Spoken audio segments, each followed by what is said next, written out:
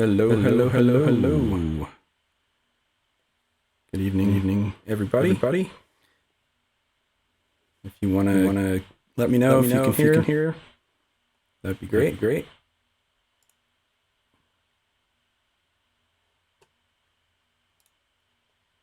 Ooh.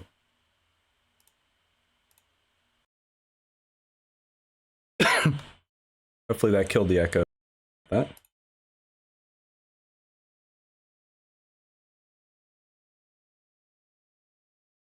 Pick the right microphone. That would help.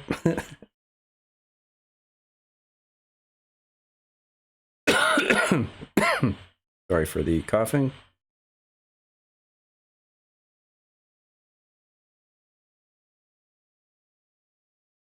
I swear one of these days I am going to get good at this. Maybe. We'll see.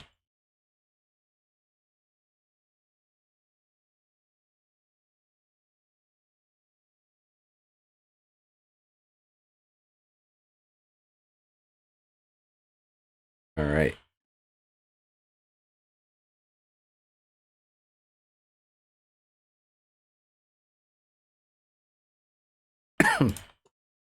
All right, hello. We've got Floor, Lamer, Funky Fedora, Mitchell Valentino, and Jonathan.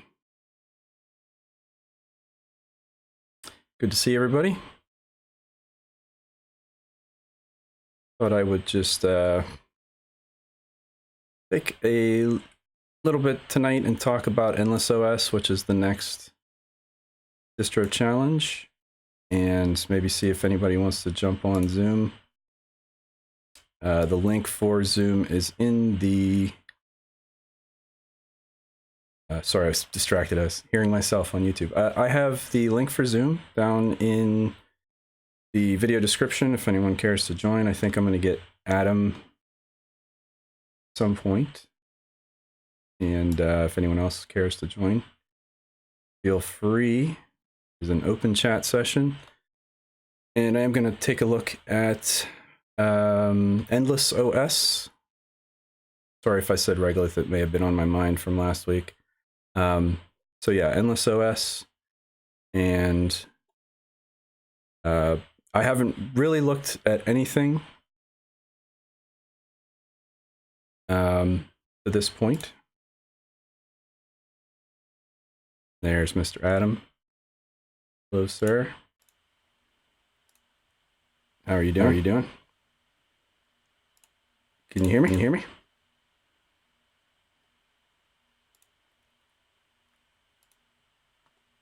Hey, can you hear me? Excellent. Welcome. You do. You sound excellent on that Yeti microphone you got there. Those deep tones.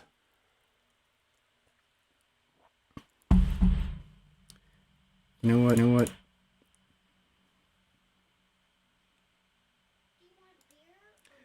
Let me see. Can you guys hear me now?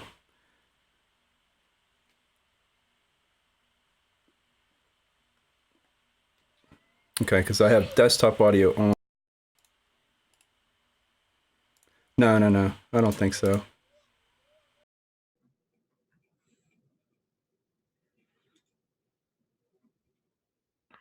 So there's no echo now, so. Pulse effects?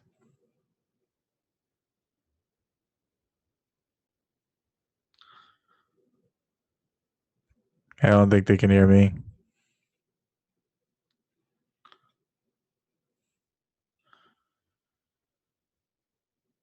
Oh, okay. Yeah.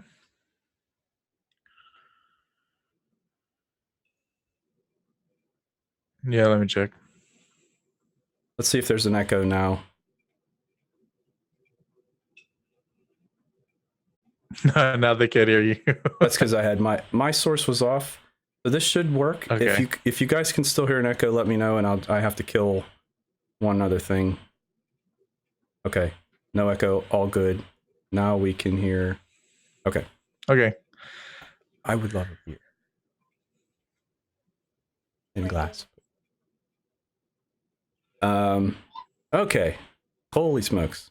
Got it. All right. So yeah, like I was saying, Endless OS is our pick this week, and I haven't really looked at it. I installed it last night, but I have not done anything with it. So I was just gonna fire it up and maybe click through a little bit and see what was what.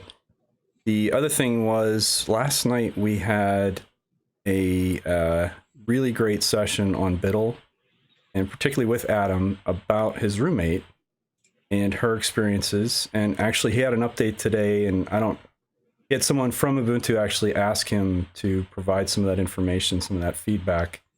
And I thought that was really exciting. And Adam, I just want to give you like a couple minutes to give an update or just maybe expand on that a little bit if you wanted to. Sure. Give me a moment.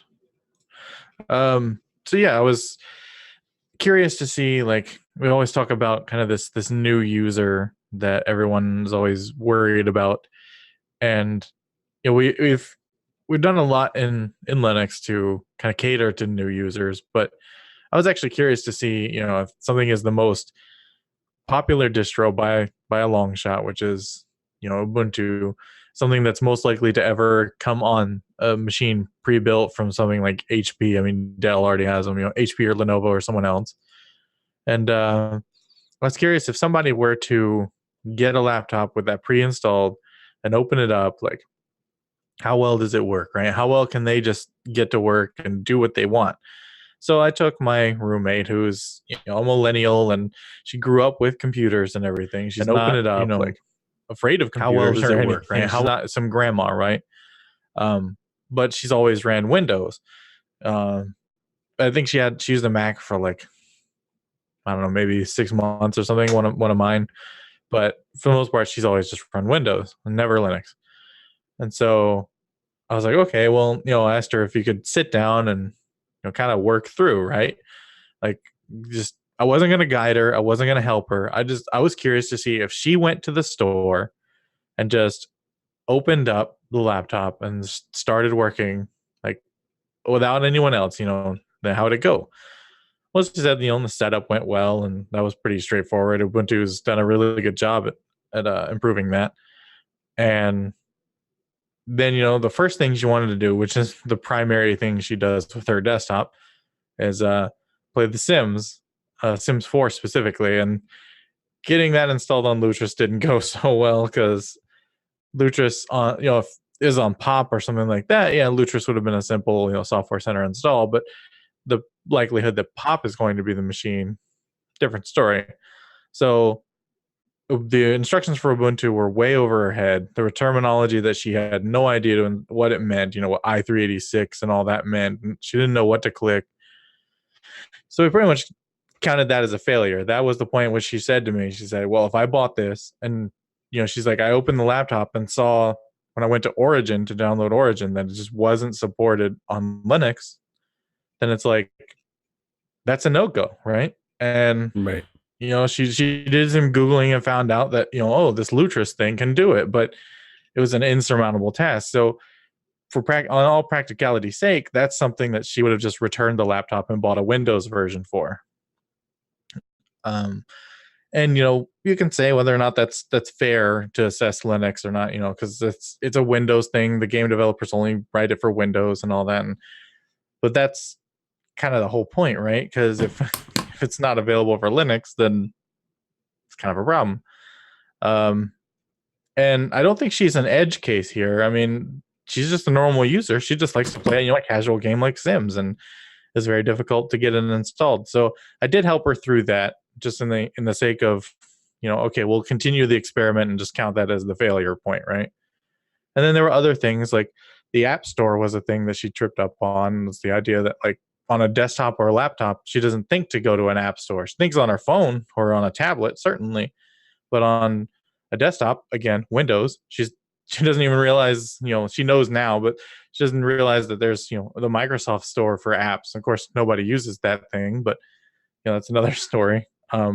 So was that specifically then, you had mentioned someone asked about, like, the App Store. I mean, I had a bit of a revelation last night myself about never really putting much stock and value into app stores and just thinking like, what's the big deal? Why do they spend so much time on them? And I think maybe I've understood this a little better from an end user perspective, from her perspective, from someone who doesn't.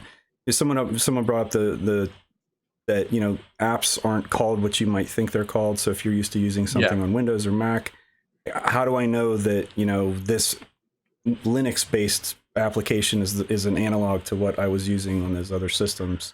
Correct. So the discoverability, and you also mentioned the fact that if you search in an app store, in a lot of cases, you'll get just a bunch of random things. Yeah. Yeah. In this case specifically was because of the Snap stores integrated into the software center in an inelegant way.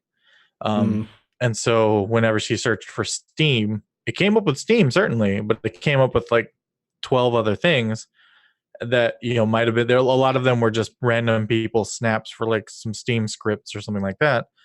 And Steam, the actual Steam installer, she had to scroll down to get to. And like, if she doesn't see it immediately, she's probably, where is it? So, and because everybody's afraid of looking at a scroll bar these days, it's not inherently obvious you're supposed to scroll at all.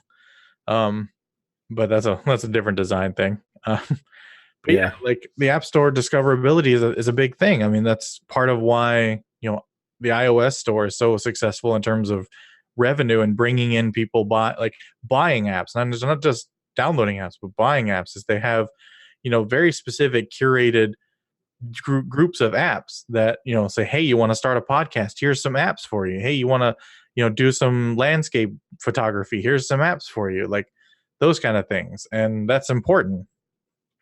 So do you think getting her over that initial hump, so you said eventually you got her on Mint, she saw I just let her look at Mint. She was done after Ubuntu. Okay, she was done after, so that's it, like she has zero interest in going any further. She noped out on you. She noped out fast. And the whole thing wasn't there to convert her, right? It was to see like what it is, kind of an experiment. Because she told me from the get-go, she's like, I'm happy with Windows. I like what I use is what I use, and it works. So she didn't see much of a need to change it if there was no need. I mean, she's had that install. I think that we built that machine back in like 2012, 2013, something like that. And it's been the same install for like 6-7 years. Well, there's something to be said for that consistency, right? And I guess you could take that to the fixed versus rolling release schedules and long-term support. Mm-hmm. And some people really value that setting a system in stone and kind of, well, I mean, you're getting updates on Windows and things, but things don't change dramatically. We went from 8.1 to 10 and all that, Yeah. Okay. But and she gets the 6-month updates and stuff. I mean, she does updates. She didn't before. Now that they force her to, it's nice that she does them. But and she has added a reboot on her a couple times, and she wasn't happy. I was like, well, if you did this when you're on a diligent basis, that wouldn't happen. She's happy with it. Keep in mind, like 90% of the time she's on her phone, right? Like, right. Most of what she does is on her phone. She's typical like female millennial. I mean,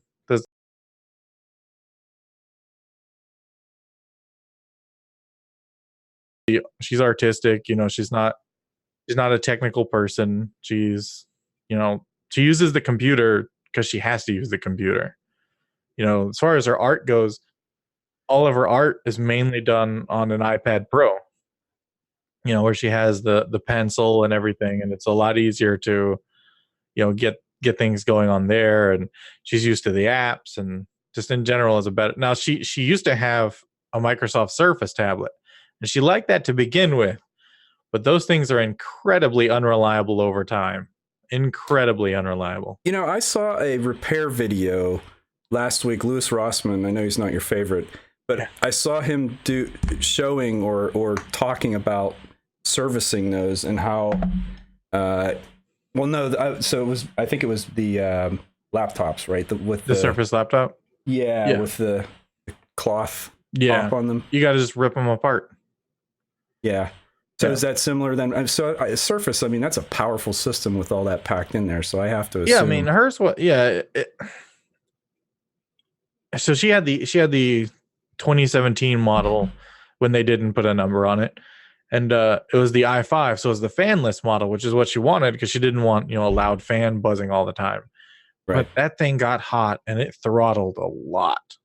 Okay. And again, not being a technical person, not understanding what even thermal throttling is, she would get frustrated because after about 30 minutes to an hour of using it, the thing would just slow to a crawl. Like just like the pen would lag on Photoshop and all that. And it was like, what do you do? I mean, I was like, well, the solution is to step up to the i7 and get a fan. Like, and that's well, and at the same time, her iPad Pro is leagues faster than that Surface Pro ever was, and it works. It does everything she needs it to, and it's like, well, and and the fact that they can do that fanless solid state, it's pretty amazing. Yeah, I agree.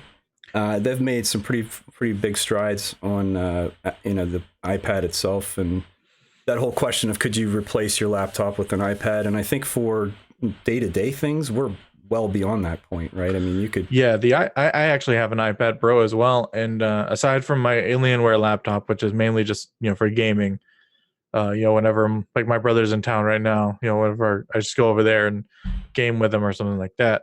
But my primary laptop is an iPad Pro. Like I have replaced laptops with an iPad Pro, and you certainly can. It's actually way faster than a lot of Ultrabooks I've owned. Yeah. Well, I mean, that's the optimization of the software for that specific hardware, right? It's one of the things we deal with on a consistent basis with Linux, and it's such a wide target to hit. There are so many different possible hardware combinations, and how can you possibly optimize? Yeah, it's really difficult. And as far as Windows goes, it's nothing special that Windows is doing for optimizing for hardware. It's the driver manufacturers, the hardware manufacturers that are optimizing. They're trying to do as much as they can in their drivers to optimize for Windows. Windows is more of a blank slate in general, and they just kind of try their best to shove their clay in the hole and hope for the best. But yeah, so going back to the whole Linux thing, yeah, she's definitely not converting. As as much as we would have loved, but no, yeah, it's just not. It's not really for her. Now, do you think without those significant early challenges that she would have had? So, I mean, obviously, using the Adobe CS suite, that's going to be a problem for her. No matter what. She's moved off of that mostly. So. Oh, really? Okay. Yeah, because. Anyway, yeah. Adobe. So, yeah. Well, Adobe is a company that likes to make money, and trust me, if there was a significant user base, they would be all over Linux. Oh yeah. And they're good about taking your money. And, and lots of it at a time. If they could make 5% more profit a year off of Linux users, and it only costs them 1 or 2% to do it, they'd do it. And that's her being able to find like alternatives on her iPad has saved my wallet. And I'm so happy. So, but do you think without that significant early sort of hurdle to get over, would she have been possibly more? Because it sounded like she was fairly complimentary of the updates being, the boot times, the updates, the performance. There was a lot overall. of positive. There was a lot of positive. Yeah. It just the main problem was there were just those real big the big just showstoppers, right? And it's not that Sims 4 didn't work. It's that she wouldn't. And again, if I were there to help her, or she had somebody to help her, like it wouldn't be a problem, right? But if the whole idea was, what if she went to the store? She lived on her own, went to the store. The guy's like, "Hey, try out this Ubuntu laptop," and she went home and it came back and like, yeah, about this, Yeah, not so much. Yeah. Well, and it's an interesting. So, I mean, I think you've sparked. I know Michael.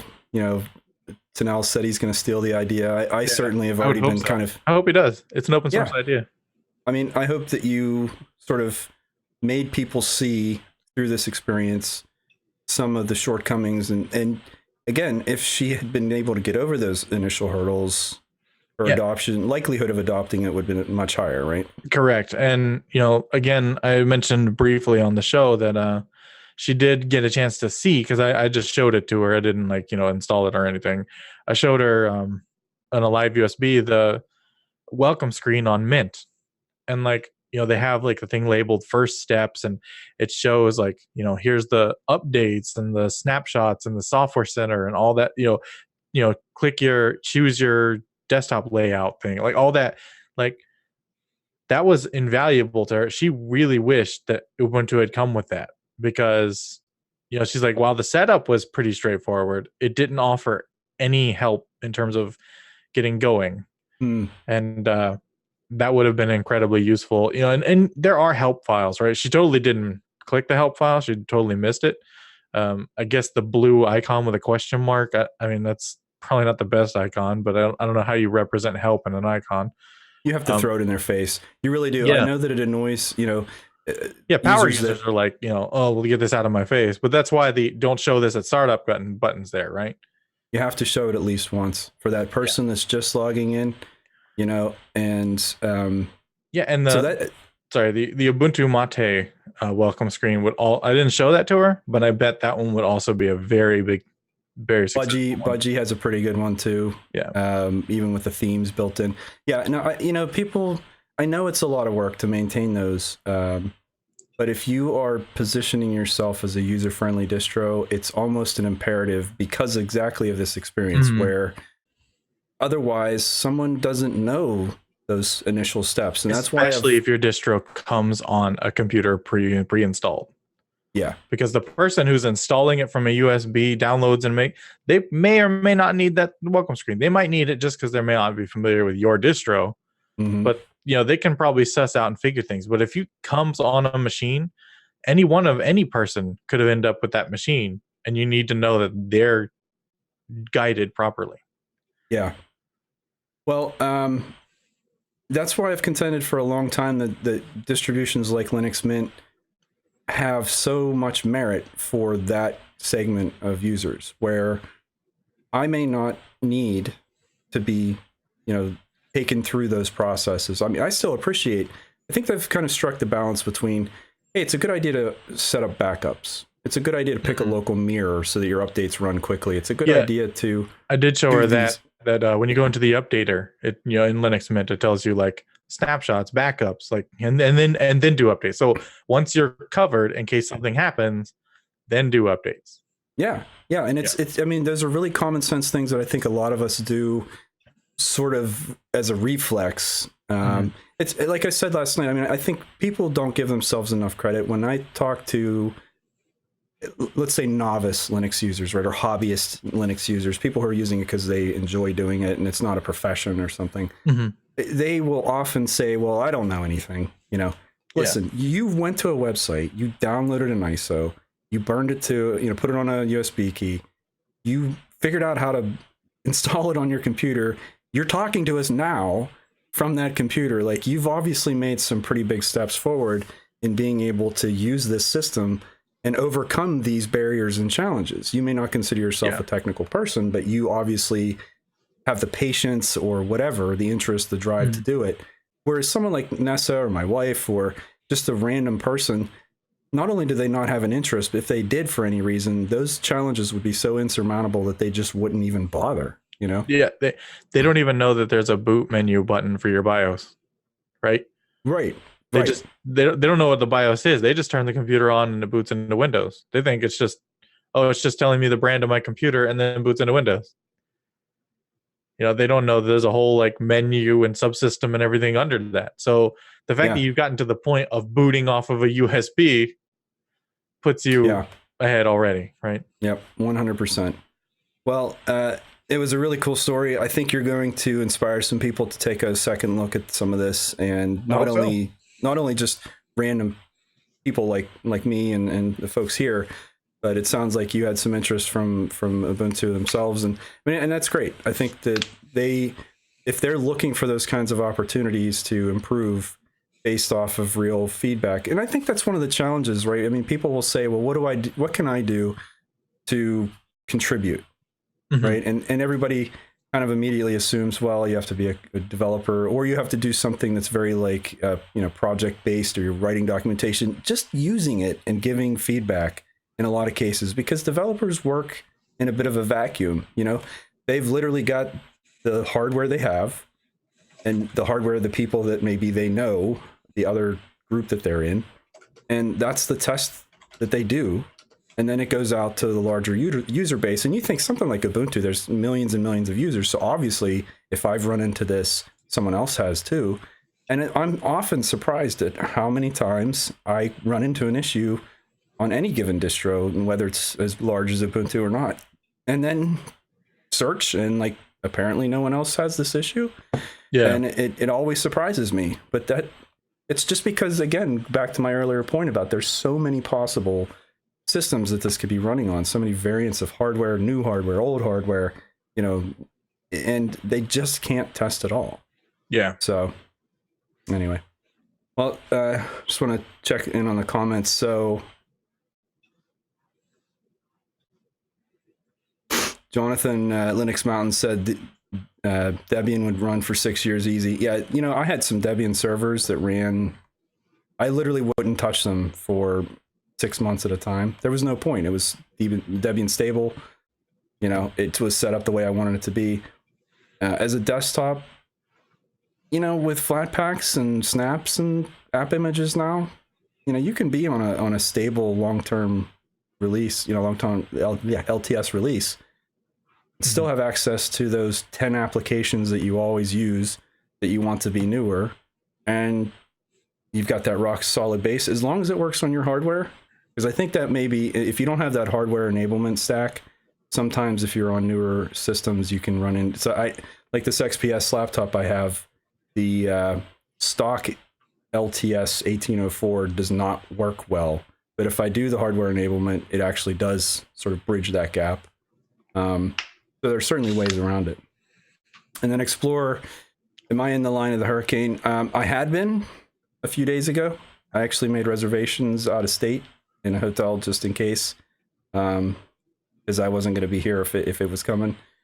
And it continues to trend northward. So it's going to come in over Bahamas and then sort of head up the coast. And I'm on the west coast of Florida, so I'm not even in the cone anymore, according to the latest hotel Wi-Fi, right, Mitchell? No, so I don't have to go. I will go if it comes, and they're often wrong about these things. But for right now, it looks like that's not an issue.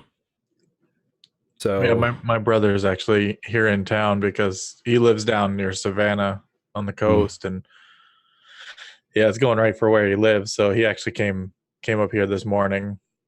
So, I mean, that's the thing. I know people have an attachment to their property and their home and all of that, and they don't want to leave things behind. But I think of my wife and my daughter, and when Irma was coming this way it's been a couple of years now. So it was sort of like, do we really want to hide in a closet for 12 hours while this thing blows over? Even if it doesn't rip the roof off, the power was out for a week.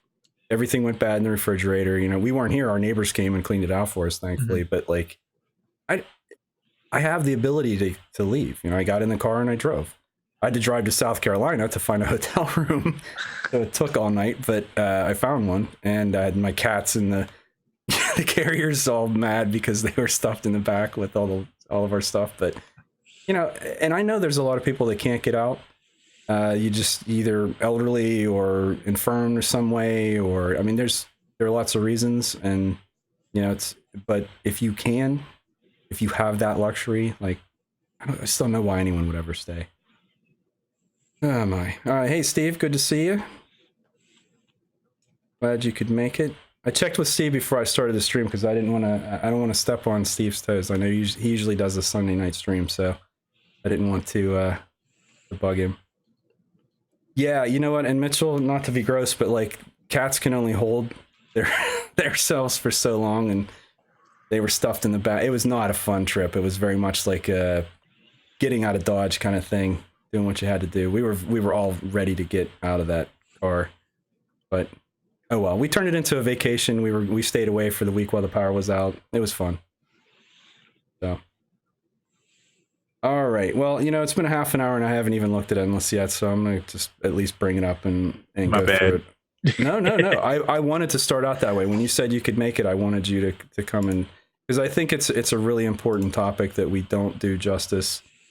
So, no, I'm glad.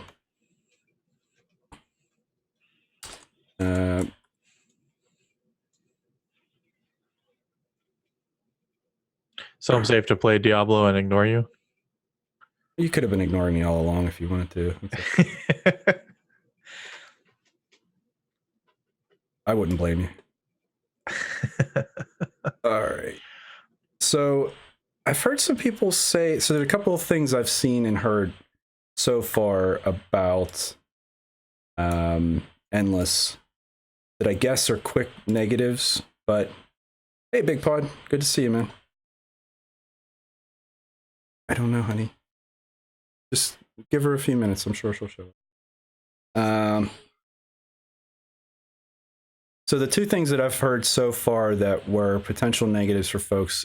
First, that apparently, I got to switch to the red and blue on that. Hang on one second.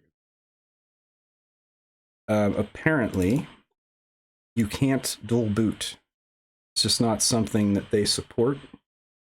And I know for some folks that's going to be an issue,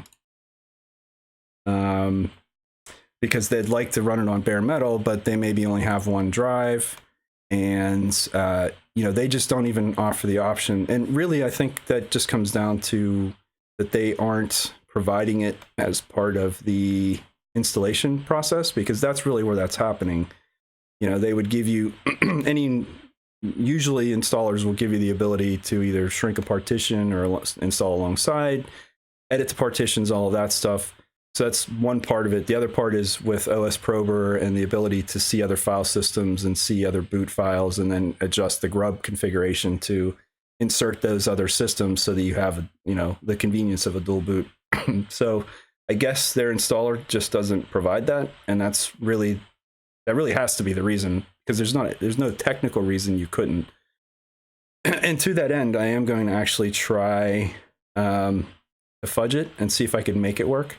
Because the way that you could do this is, and I do this all the time, is usually when you install one system alongside another, and you reuse the same EFI partition, it's going to see that other system's there and then just rewrite its own entry, so that when your system boots up in EFI mode, it will show you the grub menu for the one you just installed. And if it did it properly, then you'll see the other one there as well. So my premise is that if you install an Endless OS first and left enough space on a partition somewhere, that you could then install another system alongside of it, or even from a secondary system, just go in and rerun grub makeconfig and have it rewrite the grub file, the EFI grub file. And so that's something I'm going to test some point this week, I believe.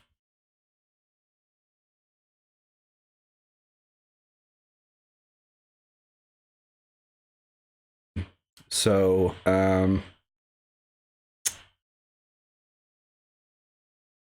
the other thing that I heard was, and this may have just be with the virtual machine, I'm not entirely sure, is that apparently it takes a really long time for some people for this to install, like on the order of like close to an hour. And so I'm not sure if that's just running it in a virtual machine. When I installed it last night, I downloaded the larger 16 gig file. So if we look at their website, actually, if I look at the right website, not my Twitter feed, Facebook.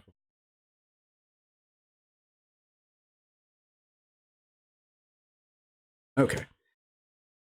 So you have the choice of two different installs. You can get the basic, which is 2 gigs.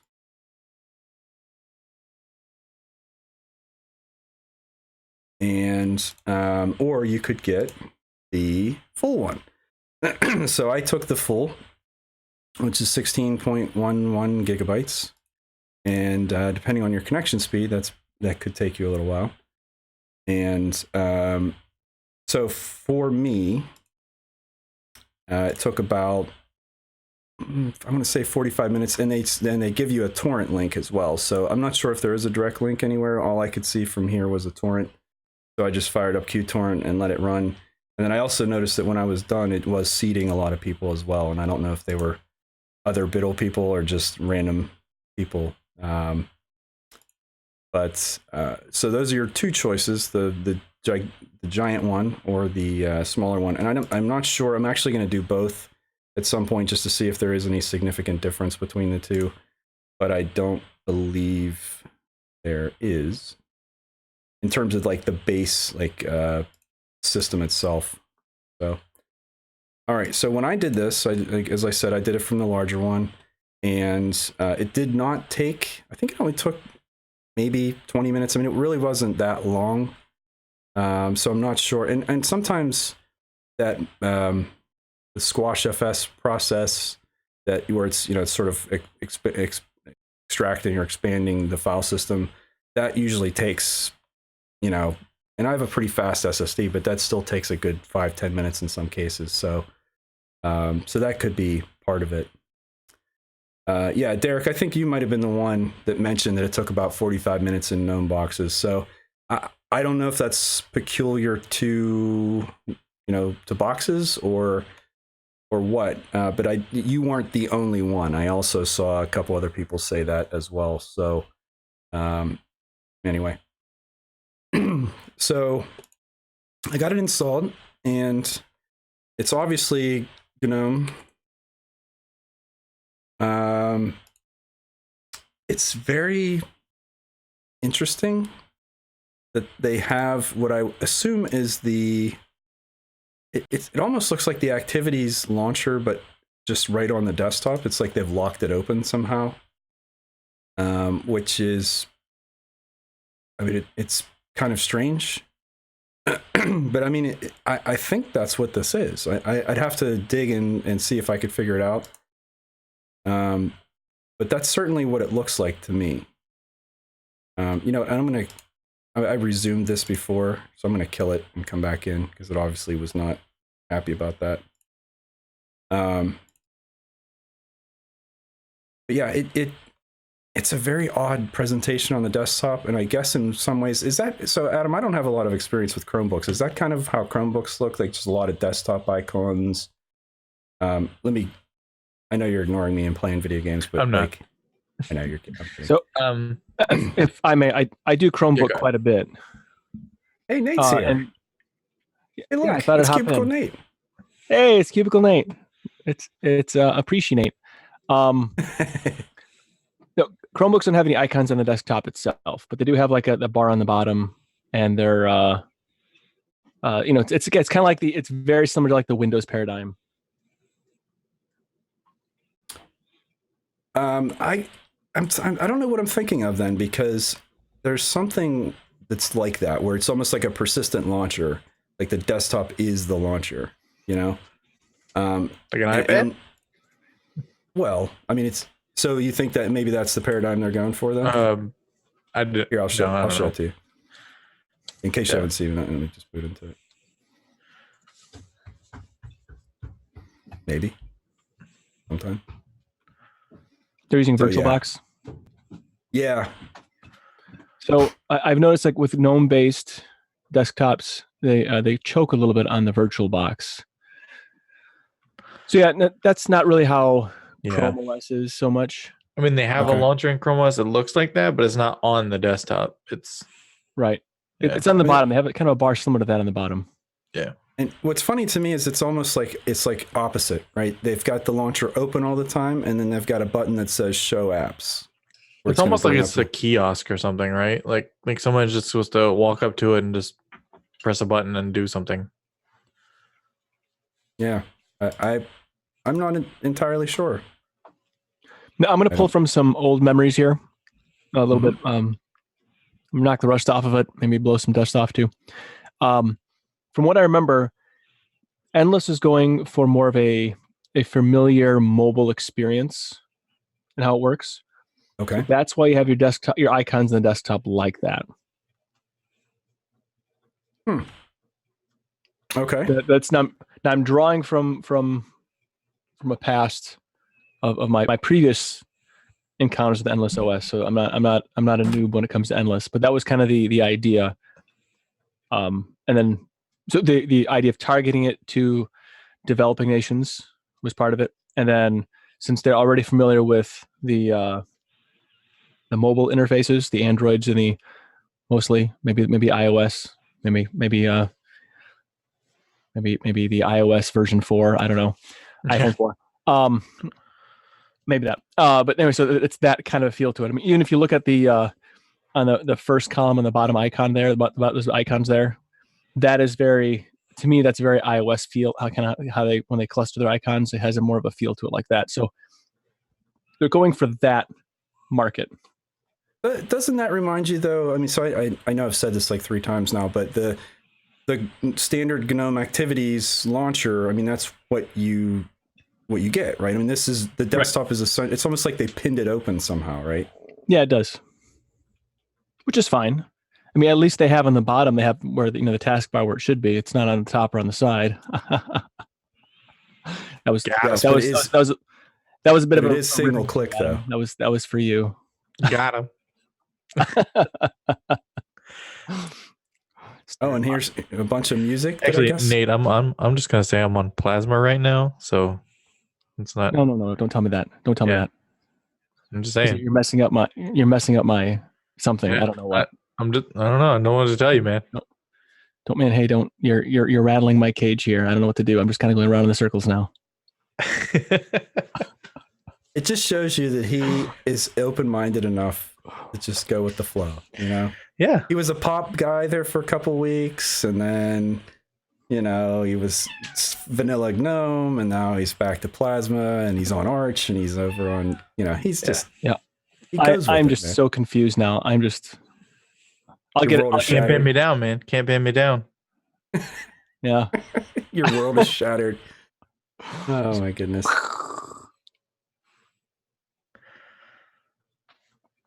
Good times. I will return in a bit. I'm going to get some food. Okay. Thanks for okay. I love his happy face. So they've got music. Yes, I love that face. So they've got a bunch of music on here. Is it all like open I assume it must be. It's Rhythmbox, which is great because I love Rhythmbox, but I don't know who these people are, so I'm not sure if this. I mean, CC Mixter is the album, so I'm guessing this is all open source music. And this all came. Did you do the 16 gigabyte download? I'm sorry, I missed the beginning. Yes, yeah. So this was the 16.11 gigabyte download, and so this is just whatever comes on there. It doesn't give you any kind of real choice when you're installing. You're just basically taking what it gives you. So, okay. And these are all, I mean, they obviously have no problem with proprietary software, because I mean, we've got Google Chrome and WhatsApp and YouTube. Yeah, lots of like familiar things for people, right? Which is good, I think. Certainly looks like Adwaita theme, if I had to guess.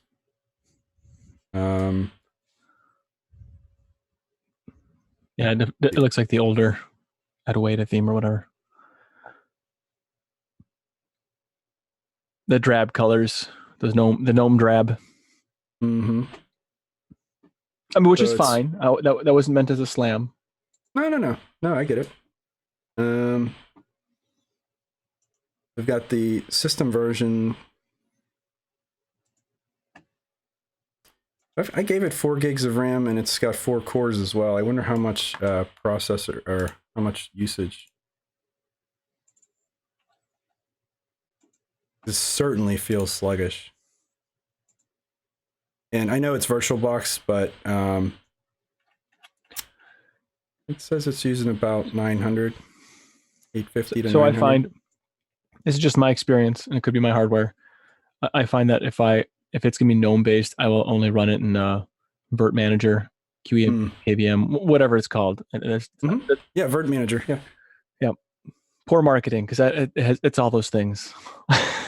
Well, and unfortunately, they are sunsetting that. So that Vert Manager is made by Red Hat, and they are switching to I can't remember. It's a web-based server admin tool.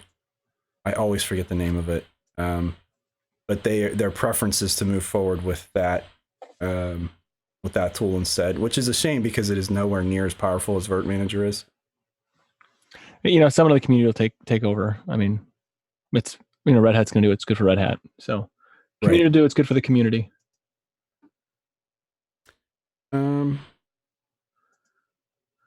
I guess just looking at this, what I need to do is go back and look at their mission statement. So I mean, they claim, if I go back and look at their website, their claim is that it is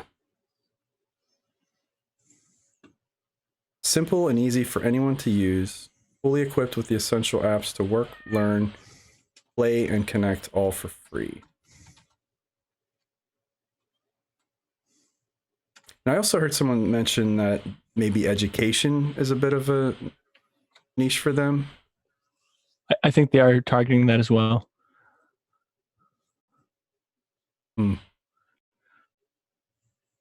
gonna see what's going on in the chat. So is it keyboard driven like GNOME? I assume so. I haven't quite gotten to that level yet, just to see.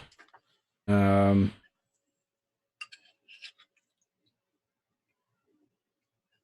Farron says he uses OS Next, Farron OS Next on Plasma.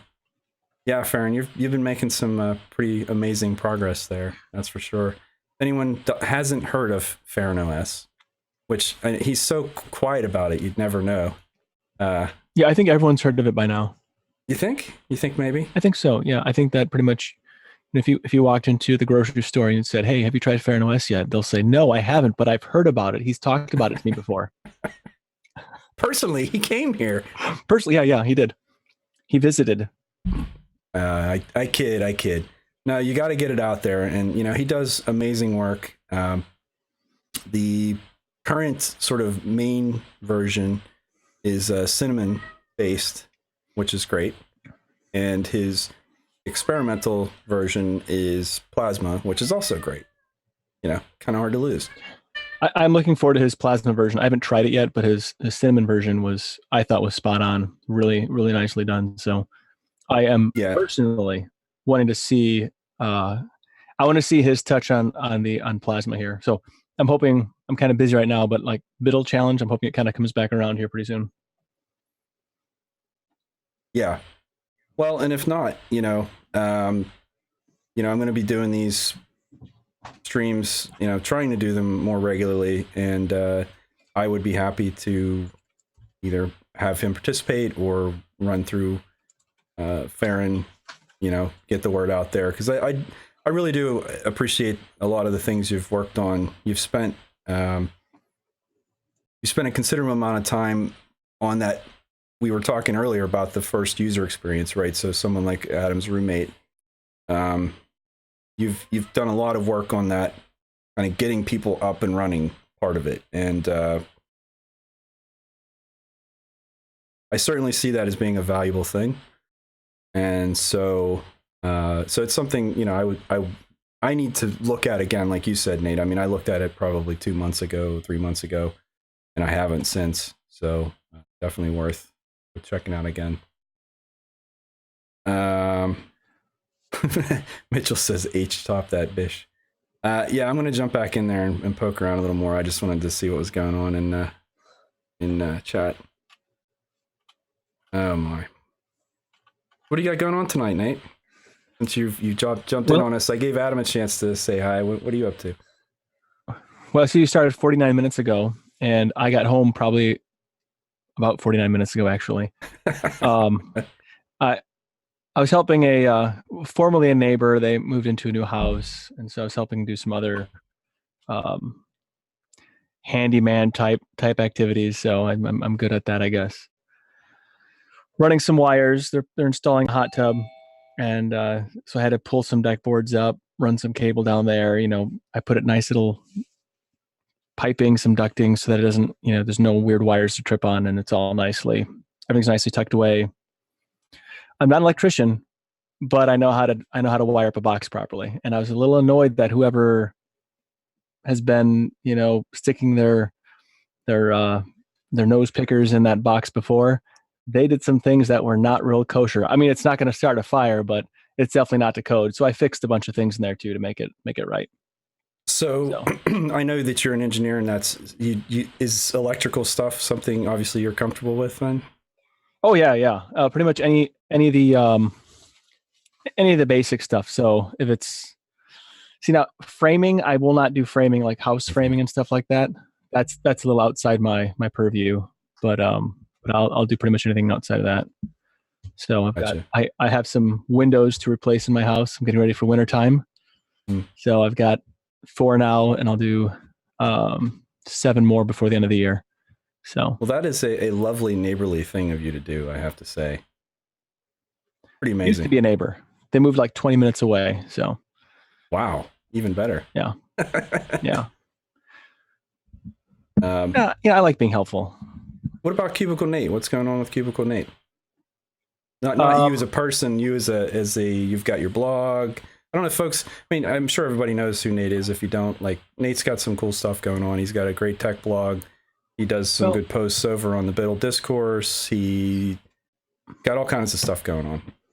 So blog, I think, I'm sorry, but I think blog sounds a little bit pretentious. Like it sounds, my blog. Are you a blogger? I'm a blogger. Oh, I have to blog.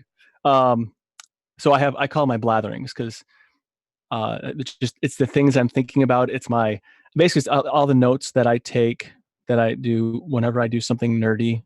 I'm writing those notes down somewhere always. So now I'm just taking those notes instead of keeping it on a local only notebook, some Tiddlywiki. I now take them and I put them into a web format, and then I add other bits of information to make it so it's comprehensible by most people, and that's what it is now. And I actually have 3 more things I'm working on that I want to knock out. I want to get the not Endeavor. There we go. What do we just do? Regolith. I want to get that done today, hopefully before I turn in. And then I have, I think you're muted. Am I muted? No, I was. Oh, no. You are still going to look at Regolith? No, I already have. I just got to finish I have to finish my thoughts on it, kick that out. Oh, you're writing an article. Right. Right. I would say it's probably about 60% done. If I wasn't doing like electrical work for people, it'd be done already. But I'm going to get that finished. And then I have, I've now decided to, sounds pretentious and I think, you're aware of this, to be a podcaster. And so right now I'm not really publicizing it. And I'm, so those are just kind of like, it's an extension of my blatherings. So it's like what I'm noodling around in my head, things that are interesting me that I haven't really gone into depth on, but I've now decided I'm going to kind of tie it into the last Biddle and then the Biddle challenge as well. Kind of like what you're doing, but just in audio form, because, I'm actually disturbed at looking at my own face right now. So I can't continue to impress that upon people. So I'll just disturb them with my voice. I think that's just one. I like the dark background you got behind you there. It's very mysterious, isn't it? So yeah, Nate has a bat cave. I'm convinced of it. He's got, you can't see it, but just off screen, I think there's like a bunch of monitors with codes scrolling by and like a Nate mobile. And actually, right now as I'm looking at you, I'm looking at my main screen, which is my laptop because I don't have a cool desktop right now. It's in the process. and then right above that I have another screen, and then over here I have another screen, and then I have another screen just to my left. I actually have 3 more just to my left, and that's for my CAD station. And then actually, Wow. so what's hooked up to this monitor here, like this computer here, I have 2 monitors above. If you go over a little bit more, there's another monitor here, which is actually hooked to all my Commodore 64, my Commodore Amiga, and then old Nintendo stuff is into it. And what else here? Oh, I have an Apple IIc, an Apple IIc right below. That's what I imagined. A bunch of monitors. Yep, that's how I saw it. And then if we keep going, actually there's a Commodore 1084S monitor here. It's what I used to actually did all my programming on as a teenager. So I can't get rid of this. It's a wonderful CRT monitor that still looks good today and has a PAL mode. So if I want to play a PAL machine, I can do that. Is it monochrome? And no, it's the Amiga. It's the most colorful computer ever. Oh. Yeah. I've never had any FaceTime with an Amiga. So now we're totally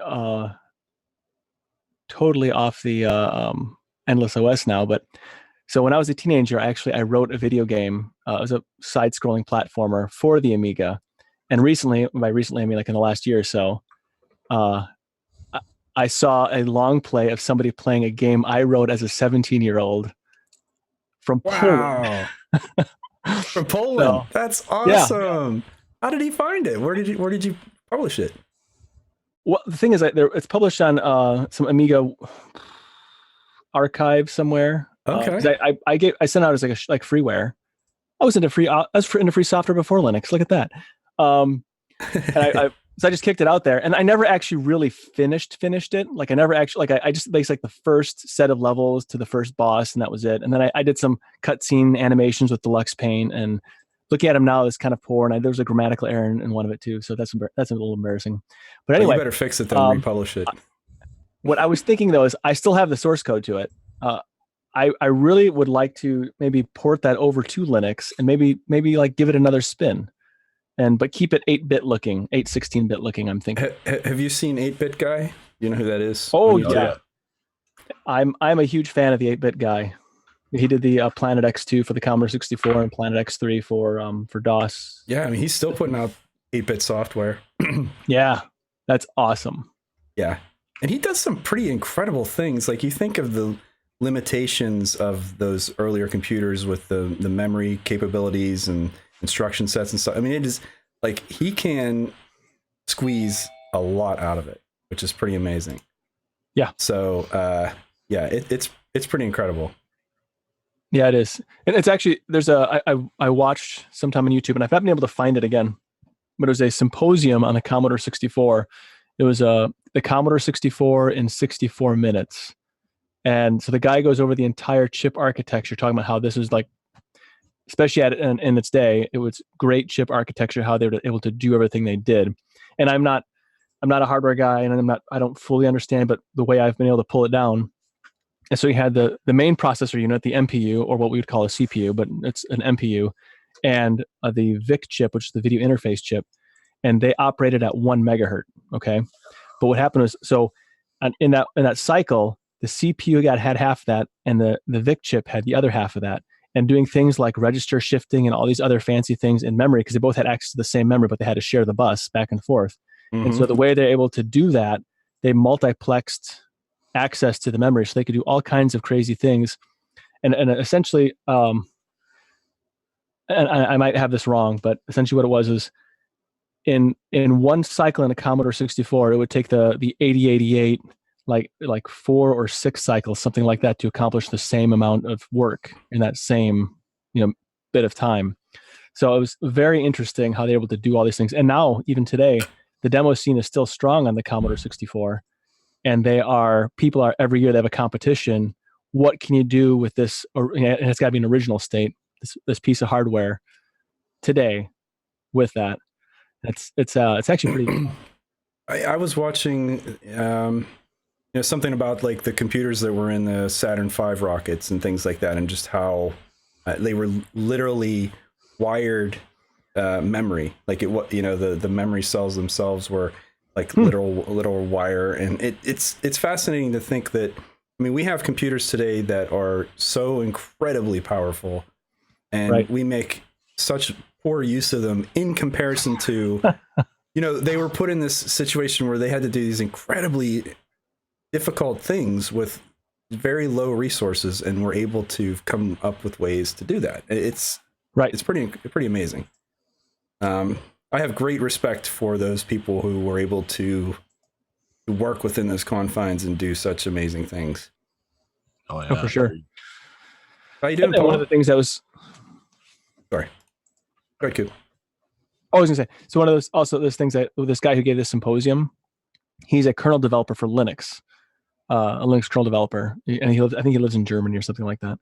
I could be wrong. I'm not. I'm guessing. I'm pulling out of my dumped over filing cabinet of memory that I have.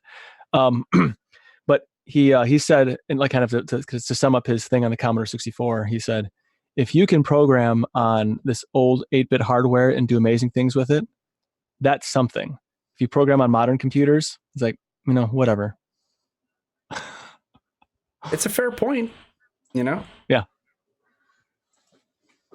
For sure. Vince, you snuck in on me. I didn't see you come in.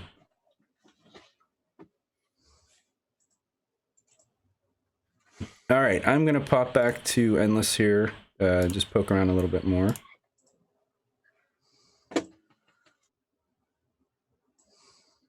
And when I said this was a first look, I very much meant it. I installed it last night. I've looked at it for the 15 minutes that I've spent on it during this. So Farron said, are there different wallpapers and could you actually change them? So I'm going to see if the settings are just, it looks like just the GNOME settings. I'm going to guess there are at least 300 wallpapers, but no, it doesn't look like it. So yes, there are a lot of wallpapers. Enough wallpapers, I guess.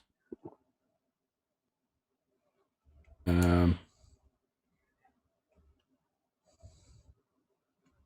why not? So again, this is GNOME. It's customized GNOME, and you've got the It's almost standard... an oxymoron.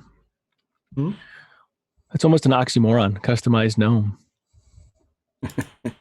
You're saying it has to be custom? It is. Well, I'm saying you don't. People they try and stop that. I do. He's There on are the a lot warpath of. tonight. No, What I'm was just, that, Adam? little ribbings here and there. Said Nate's on the warpath tonight. He is. Obstinate. Obstinate's back. Oh man, I gotta put him away. Hey, Robin. How you doing tonight? If you got your mic on. If you got your mic on, say hi. If not, that's okay. Yeah, so this is standard GNOME stuff here. Someone mentioned that it was hard to find the terminal. So let's see if that's true. It's there. Would a user know to look for it? I don't know. It's not here just in the, yeah. Well, more apps, I would guess. No, more apps is the App Center. Yeah, I guess so. With their idea of pinning the activities overview to the desktop, but it looks like they aren't giving you the full view, just sort of maybe the favorites view. And I'm not even sure, it's a fair point, like how would you get to that? I guess they expect you to search and know? I suppose, like in Android life, you often will search for an application. It's not really organized unless you organize it on the. I want to say desktop, but that's not it. I think of a tablet or mobile phone more like a clipboard as opposed to a desktop. Like you walk around with a clipboard, you don't walk around with a desktop. That's how I conceptualize it because that's my old man brain working. Fair enough. Mouse tweaks. So I don't even see GNOME tweaks in here. In their default repository. And if So I think DistroTube is trolling the chat. At least maybe he's just trolling me. I don't know. What's he doing? Derek, what are you doing? He's like, GNOME is good. listen, I mean, I guess he can claim that he doesn't like GNOME, that he's all about Xmonad and all of these tiling window managers, but secretly, deep down, I know that he has at least some admiration for GNOME. I could be completely wrong. Here's what I think. I think he actually secretly uses Windows 10 and just doesn't tell anybody. I'm kidding. I'm totally kidding. I'm not. I'm just, Derek. I'm just trolling you back. We've never actually met face to face or even talked, so it's really inappropriate for me to do that, and I apologize. You didn't listen to his Linux Spotlight, obviously. He hasn't run Windows since, I believe he said XP. Yeah, as I'm saying, like he's like a closeted Windows user is what he is. Well, that could make sense.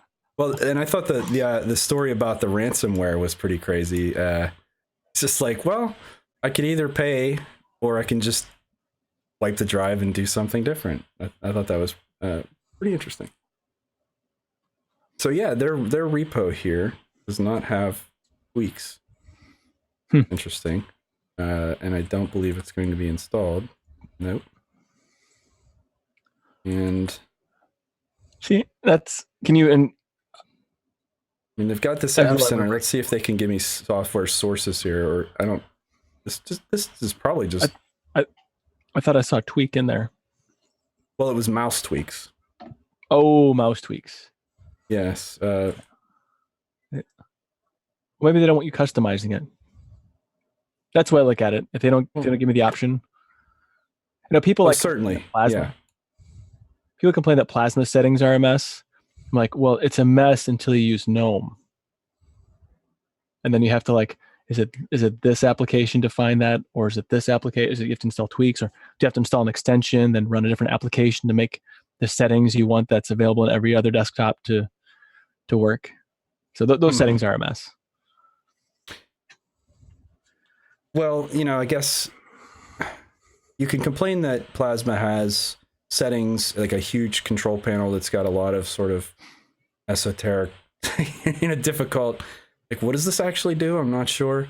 But the fact that under GNOME, so I can get GNOME looking the way I like it, right? So Zorin is a great example. Like, I love Zorin. I love their implementation. They do a really great job out of the box. And by basically doing the same things I do, which is dash to panel, arc menu, not arc menu. I think it's, I can't remember what the name of the menu is now. A menu plugin, a tray plugin, and that's basically it. I mean, those are the pieces that are missing for me from a traditional desktop paradigm of I need a visible bar with icons. I need to see what's running in the background in the tray, and I need a launcher of some kind that isn't a big full screen thing. So, but it is a little disconnected, because if you're doing that, that means that you've got a lot of kind of, different places to go. You've got the standard settings panel, which is good. And I actually really like the GNOME settings control panel. I think they do a good job of the layout and all the different features that are there. But then you've got to open up Tweaks, and then Tweaks has a whole different set of things. And then if you want some of the things in Tweaks to work, then you have to go to GNOME extensions and get the extensions installed for shell theme or something like that. It pops into my mind. So it all works, but it's not the greatest experience. And if you compare that to something like Cinnamon or Plasma, which are my two current favorites, yeah, it may not be perfect, but at least those things are just there for you. There's an expectation that those are things that you as a user may want to change. And the other thing too is, again, maybe this is just because I've been using KDE since 2002, KDE now Plasma, but it's actually, I think it's easier now to configure Plasma than actually Plasma 4 I think was better for configuration, but all you have to do is search. If you want to do something specific, just put it in a little control panel search thing, and it narrows everything down to what you want to highlight as the last thing. So I know it's really easy, but if you want to do that in GNOME, you can't do that. I mean, you just can't. Yeah, exactly. And for some people that just doesn't matter. I think it's interesting to me to see how many people like pop even though it is almost vanilla GNOME, right? I mean, there's very little, very little that is different about Pop. So, when people are like, "Oh, I really like Pop. I like the way it looks. And I think, well, then why wouldn't you like Fedora GNOME, or why wouldn't you like any, just vanilla? Because it's so similar. So, I mean, I guess the visual polish makes a difference, and some of the keyboard shortcuts and things like that. But the reason I like Pop is because of the driver management, how easy it is to do, and the App Center. I like how it uses elementary App Center. That's a fair point. Yeah. And by the way, how's it going, Pizza? Good. How are you? Good. Pizza. Yeah, Pop has kind of really taken over. It's well, not taken over, but they've certainly become more mainstream or prevalent. Or I think for certainly the commentary I saw whenever it first came out was, well, why do we need yet another Ubuntu-based distribution? What's the point? But it is interesting that a hardware manufacturer is running their own distro, because they can then, like you're saying, Pizza, align their hardware to that system and make it work really well. And they've done that very well with the NVIDIA drivers. It also is one of the only distros that work with NVIDIA Optimist. Right. And right. Their performance thing is nice too. You can set your performance level, and you can use the Prime with Optimus. So Optimus Prime. Yeah. Or Bumblebee. Oh, I should try that on my laptop. I got that. So it's Optimus Prime or Bumblebee, or a Bumblebee with Prime, or anyway. So the thing I don't like about Pop is their default. And actually, I just saw this recently, and it's not. I mean, it's something they got to work on. Apparently, not all applications present themselves correctly with Pop's CSS theme. So if you like, I use something called Cura quite a bit, which is an application where I slice stereolithographic files so I can print them off. And I would actually not be able to do that if I ran Pop. I'd have to do different desktop because it's almost unusable with that. So that's a downside of Pop, or just I guess in GNOME in general, just how broken GTK is with whenever you start theming stuff. I think GDK looks better than Qt apps, but Qt apps tend to perform better. Yeah, it's subjective. I agree with that. So running Cinnamon, the reason I like Cinnamon so much is because it gives me basically the Plasma desktop layout, but it has GTK rendering, and it just looks better to me. Like the font rendering, the theming, it just, I don't know what it is. There's just something subtle about it that I just feel like it looks better. I mean, I'm looking at the YouTube chat on, this is particularly something like Firefox. The Firefox on Plasma, and I'm running Arch as the base, and it's perfectly readable. There's nothing like, it's not like it's garbage, and before like so I guess the point is that there's just that little bit extra. I don't know what it is, but there's just something that it's a little smoother, it's a little more readable, and I just haven't taken the time to really figure out why it's so different. Or so may I present why I think that is? Because I agree with you that there's something there's something that they do in GTK, like in GNOME. There's a kind of, there's a polish to it, almost a je ne sais quoi, something I can't really put my finger on in a GNOME that looks, it just looks well. The words escape me, but like it's a very well done presentation. The presentation is very good. It's like there's a lot of thought put into UI appearance, not necessarily function. So it's very form over function, I think, is kind of how I look at GTK. A lot of GTK applications. Like actually, I use GNOME recipes. That's something I use on the regular. It's a great application that I use to put all my recipes, and because I'm a kitchen nerd too. So but I feel like Qt is technically superior, but they just spend less time on the presentation, so to speak, or it's a little more I don't want to say sharp. That's not the right word, but not edge. But it has like a not a rough feel, but like they didn't break the edges on the steel plates before they sent it to you. Like there's just something, just a couple like a little rough something about it. It's not bad, but you just got to be careful so you don't cut yourself, I guess. But like GTK apps work really well in Plasma. Like I've never had an issue with GTK apps in Plasma. They work very well, and I've never had anything break as far as applications either. Actually, I've had more breakage of running GTK apps in like things like Pop or Ubuntu than I've had GTK apps in Plasma. So it seems like, form over function, I could probably mold Plasma to look more like that, but I prefer this paradigm with the bar on the top, and I don't like the global menu. The global menu I think is for the birds. So yeah.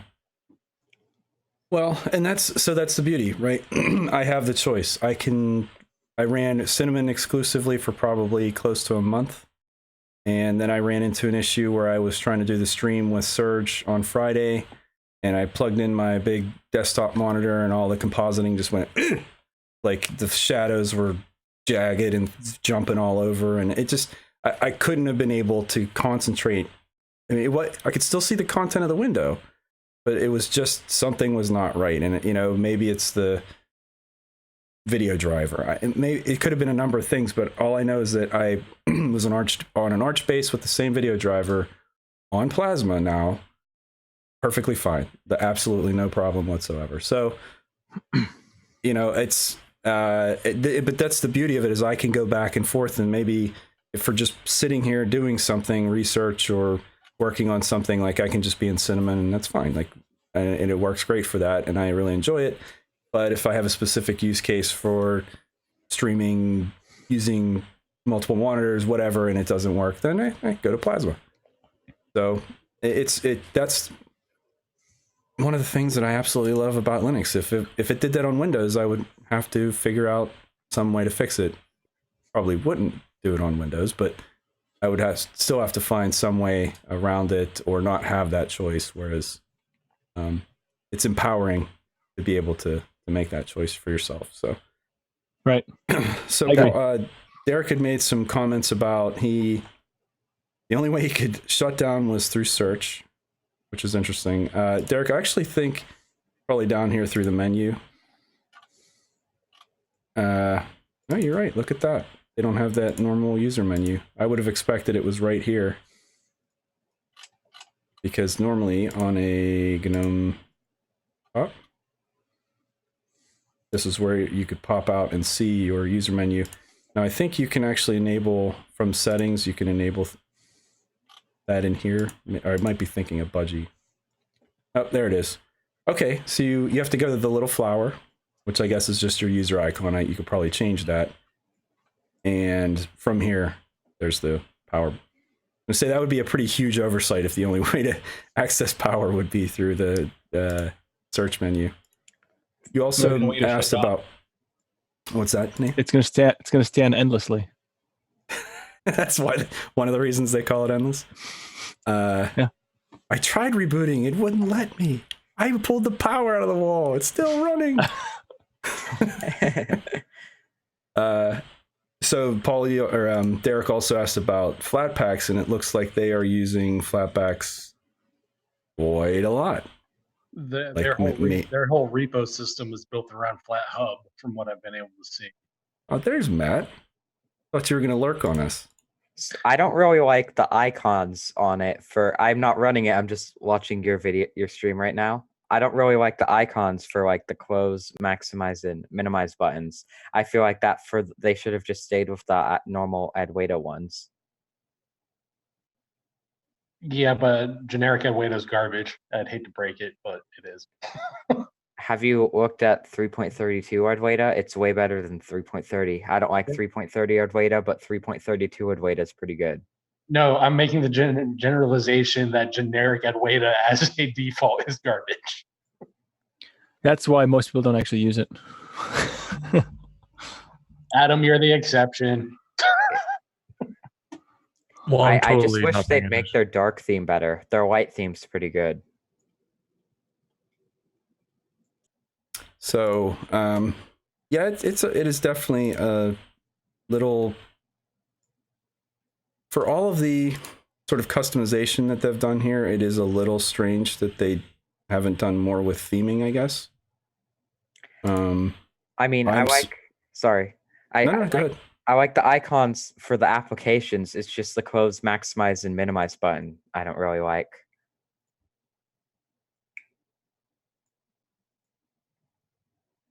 I don't think they're any worse than most other things. Yeah. I mean, no, they're not Breeze, but I mean, we can't hope that Gnome will try and live up to Breeze. We can't even hope Oh, that Breeze will live up to Breeze. So Endless OS. So there are custom Endless OS icons here, but I don't think there are very many. So if I look under like scalable, yeah. So they're just filling in gaps in the standard sort of high color and Adwaita icon themes. There aren't enough icons here to fill out a full desktop, and I've seen other distros do that as well, where they have their own sort of custom set that sit on top of another larger set. So the icons, yeah, it looks like they have done some customization, and like you said, Pizza, maybe those the window buttons. I mean, we're picking nits here, but I mean, we're talking about the presentation, right? You know, what you first see. So it just doesn't seem to match with the rest of the theme they're using. I think they're using Adwaita 3.32. That's what it looks like, but I can't tell. It's based on GNOME 3.32 right now. Yeah, I know. So I think that's what it's using for the theme, but then they changed the icons, and the icons don't really match the look that Adwaita goes for. I feel like. No comment. Gotcha. I mean, whatever. It's. What version are you using, Eric? Are you using the 16 gig one, or are you using the 2 point whatever? I figured I'd start with. I want to try them both just to see how different they are. But I figured I would start with the bigger one just to get the full, like. I mean, if you're calling it endless, then let's see what it's all about. You know, so I just think 11. What was it, like 11 gigs or something? That's too big. 16. Oh, it's 16.11. 16. Yeah. The USB I use for 16.11. the USB I use for installing distros is only 8. This is just going to be on a virtual machine. They throw in so much offline content, it is not even funny though. Wait, it's 16 gig. Yeah. You can literally the complete one. I'm about to put this gigabit to the test. You can literally access Actually, it Wikipedia. only took me about 15 minutes to download. You literally can access Wikipedia stuff offline. I already did all this. You have all the Blender Foundation movies. There's a set of documentaries that are available. These are all HD stuff. You have probably at least a couple hours worth of music on there too. I saw that. I opened up Rhythm Box and I'm like, where's all this music from? So I hope it's legal. So, Eric, if you go up to the top of the home screen, I guess you'd call it, the drop down menu, there's an arrow at the top that drops down. It'll give you like a word of the day and all that kind of stuff. Yeah, I saw that and I wasn't quite sure what the point of it was, so I haven't quite played around with it. But like learning, like a word of the day, just build your vocabulary, new word kind of thing. Well, so that weird, that kind of thing. Like I touched. Sorry, go ahead. No, I was done. Okay, I was just going to say, because I touched on that I think it seems like maybe education is somewhere where they're trying to. And this focuses on developing countries. Let's put it in a more politically correct term. Okay, nothing wrong with that. Yeah. So, like, if you disconnect from the net, you can still access a giant portion of Wikipedia. Because I already tried this. You can, like, I typed in Linux. It gives you like the Linux kernel, Linux distributions. Tried Ubuntu with, oh, hey, look, it gave you the meaning for it, and it gave you actual Linux OS. So that kind of access to available information offline to places that are developing with limited availability of data is key for a lot of them. This seems like a very good distro to put on like my mom's old MacBook or something. You know what though? I would be very curious to see how it performs because I know this is VirtualBox, but I'm very surprised at how sluggish this is. How many cores are you giving it? I have 4 cores and 4 gigs of RAM. It says it's only using about 800 or 900 megs of RAM, so it's not like it's a RAM. It's probably just. Are you giving it the full 128 that you can in VirtualBox for the VRAM? I know sometimes it's a thing. So yeah, I mean, it seems like maybe CPU is a factor if we're looking at the history here. Yeah, because I'm running it on bare metal and it runs no different than any other GNOME. Okay. Well, just Pizza saying, you know, putting it on an older system, I wonder, even with just... So I haven't tried, 332 on... So they've obviously made performance improvements, but I've only ever run it on this very modern laptop or in a VirtualBox, so I don't know. I know for some people they had said previously, like they just couldn't even run GNOME on older hardware because it just wasn't performant. But I don't know if 332 made a big difference in that, or...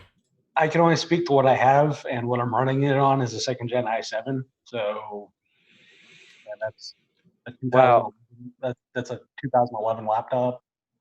My mom's MacBook isn't that old; it's just 2013. But it has this issue though, where for whatever reason, every time it's stuck on Mac OS Mavericks, that was the OS that came on it. I think it's stuck on it because for some reason, whenever we try and upgrade to a newer version of Mac OS, it gets an error, and because of that, everything is like running everything's starting to get insecure and stuff. So we're looking for a distro to put on it that my mom would be able to figure out how to use. You want the honest answer? You don't even need to do that. There's a program called DOS-Dude 1. You can literally install macOS on supported and unsupported hardware. So you can probably bypass that entire situation. Oh, it's just it goes through the App Store, but then when we try and install it, it ends up like bricking the system, and we have to go back to a backup of Mavericks. We've tried it twice. What version is it pulling down? Is it pulling down 10.14.6? It's pulling down, I think, Mojave. Mojave. But Mojave. But we also tried Yosemite when that came out, and that doesn't work either when it came out. Yosemite. I recommend trying what DOSDude1.com has. It's a utility. I think it's called Mojave Patcher. I'm running it. I'm running Mojave on a 2008 MacBook Pro. Yeah, it's really kind of a shame that Apple does that. It's not. I don't think it's being a very good citizen. I get it from a support point of view, but on the same note, it's also really, really annoying. No, did you say it's not supported? But here, go forth and if you want to keep it running, it's on you to keep the wheels on this train. I was going to say, Adam, do you think you have MacBooks and stuff? Do you think that's a fair criticism of? Sure. That's your thing, absolutely. No, sorry, I was trying to figure out the endless stuff. Sorry. Wow. It was Mac OS support, like how long it lasts. Like, they give you the official support. Yeah, I mean, I think it's supported for quite a while, but do you think Apple's not that large of a company, so it's kind of understandable that they can't support it forever. No, they make enough money. I think they can support it. I was going to say, like, because what's the minimum requirement for like Windows? It's like a dual core processor, like 2 gigs of RAM or some crap, right? Yeah. That's a lie, though. I'm not saying it's true. I'm just saying that's the minimum. You never go by the minimum. I think they could do it better with unsupported stuff. Like, it might work on it. We don't know. We don't care. But that's not Apple, unfortunately. I mean, if you go with Puppy Linux and you use their minimum, it does work. If you, I can run Puppy Linux on this Dr. Pepper bottle. Like, to be honest. my microwave could run Puppy Linux. Oh, come on now. Your microwave does not have Yes, it does. 400 megabytes. It does if it's run by a Raspberry Pi. Really? I bet my speaker could run Puppy Linux. So these are all admirable things. Mm-hmm. Anyway, back to Endless. I think that I'm watching Eric as he flips through. It's, you know, even if it's a bit laggy in the virtual machine, it does look good, and it has some kind of a friendliness feel to it. Like it has a very it's very approachable looking. You know what I mean? Like it looks approachable. It doesn't have an intimidating look about it whatsoever. And I wonder how. Go ahead. It'd be fun to experiment and see how would somebody, like, if I threw this on like a well, it's GNOME, so I couldn't throw it on just a cheap computer. If I threw it on something that has the chutzpah to run it, I wonder how, like, if you just threw it in front of somebody, how it would go for them. It seems to be. It kind of seems to. I think this would be a really good setup for a touchscreen, because it has sort of a full screen menu. Since it's running Adwaita and GNOME, all of the buttons are big on the menu bars and stuff. I think this would be a really good touchscreen or tablet OS. Sure, except that bar on the bottom is not Yeah. quite touch happy. Mm-hmm. That's the only thing preventing it from being that way. Well, they're definitely all in on Flatpak. I told you, everything pulls in from Flathead. That's not a bad way to do it, though. I mean, then you're going to have a pretty robust system. You could pretty much build Endless on top of any Linux. Yeah, that's true. Well, it should make Chicken happy, and he went through that experiment like several weeks ago, where he was on Debian. But he's switched now. He's running all snaps. Of course. I'd like to see him do it all in app images next. He would have to run. Wait, that's what is Nginx does that, right? Yeah, it'd be Nitrix. Or Nitrix. Yeah. Did you say the distro is eugenics? No, Nginx. Oh, okay. Oh, that's a web server. Nginx? Numix. That's an icon set. Can I just keep saying N words and you guys will stop picking on me? Yeah. Nitrix. Yeah, we need more distros, right? Okay, well, I mean, I'm sitting here thinking that the kiosk idea, or someone had said like an iPad. This is, I guess, and it kind of goes back to the comment that was made last night, where it was like, somebody's kid. This is the UI that they're used to. Yeah, everything should be just in front of me. It kind of reminds me a little bit of Chrome OS, to be honest. Yeah, I said that too, but what Nate was saying, that Nate was saying that there aren't icons on the desktop like this. Nope. Still, and it's more analogous to, I guess, like an iPad layout. It looks like Chrome OS, though. I was thinking about this again after I opened up my mouth and promptly put my foot in it. It does kind of look like Chrome OS when you hit the start button, the menu button. It does look like that, like you got the button stuck on the on position, and that's what it looks like. Although Chrome OS does have like a dock kind of setup now, sort of similar to Zorin OS's touch layout, where all of the icons are in the middle instead of the left or right. Wait, which distros put their icons on the right of the panel? You know what I mean? No, right. I don't actually. What are you saying? Chrome OS, they updated it, and now everything's centered. Yeah, everything's centered. That's what I'm talking about. And yeah, that looks terrible. I think it looks fine once you get used to it. So it took me just shy of 4 minutes to download the full install. You guys. Is that on BitTorrent? Yeah, it's a torrent. Yeah, it's pretty fast. It took me a little longer than that. I probably don't have. Good evening, gentlemen. How are you? All right. Yeah, I'm tired. You're pretty quiet, just so you know. And let's see. So it's 4 minutes, Adam. And are you seating just it shy. now? Yeah, it was like 3:54. Oh, I'm sorry. I didn't Right, mean to yeah. exaggerate. And are you seating it now? Good boy. I am, but I will not be. Here, let me try downloading it. I will seed until I have given back 16 gigabytes. That's just kind of how I roll my torrents. Yeah, I for some don't- reason Comcast doesn't really let me seed. That's kind of Hmm. weird. I don't know. I- if there's some I block don't there. see it because my stepdad gets mad when he's trying to watch Hulu at 4K and it starts buffering. Tell him he can't see in 4K, so just do 1080. Is that how that works? No, I'm serious. You can't see in 4K. You saw, did It's you not see that possible. same? Okay, so for a 4K phone, I wouldn't buy a 4K phone because that's overkill. But when you have a massive big screen TV, that's a little bit different for 4K. And so your face is right up in it. No, he sits in I the mean- couch.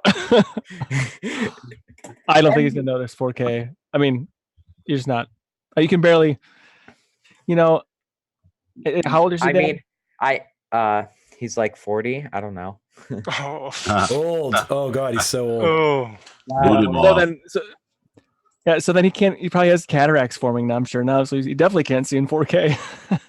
I mean, if this is the size of my monitor, that I couldn't be able to tell difference between 1080p or 4K. But when the monitor becomes this big, that's when I might be able to start seeing the difference.